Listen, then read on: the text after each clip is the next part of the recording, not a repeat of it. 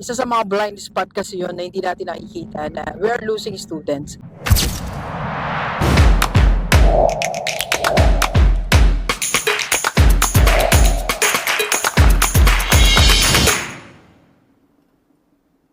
Konting retention program na rin para ma-prevent yung high rate of retention. Kasi most of the school owners, isa sa mga blind spot kasi yun na hindi natin nakikita na we are losing students. Sabi ko nga, dapat pag nandiyan na estudyante, hindi na nawawala sa atin.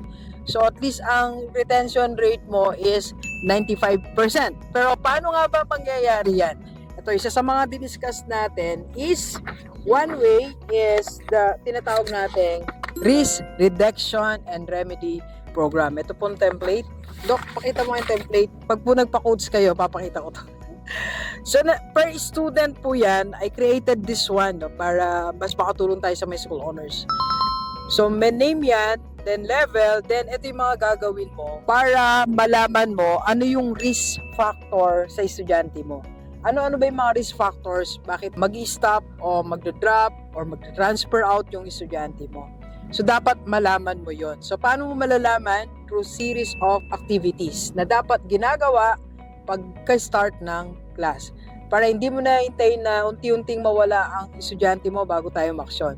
So, it's a proactive measures to have high rate of retention. So, Doc, paano ba namin yan maiwasan sa school namin? Pwede po ako magpunta sa inyong school. You can avail of our Coach Me program. Kagaya nito, pinuntahan ko po from Bataan to Nueva Ecija. So, pwede ako magpunta sa inyo kahit sa Mindanao, kahit sa Cebu, kahit sa bahagi ng Pilipinas. Mag-DM lang po kayo. Yan po aking page or you can call me po or message me sa WhatsApp. Ang aking WhatsApp is 939-525-4351. Let's go. Let's go.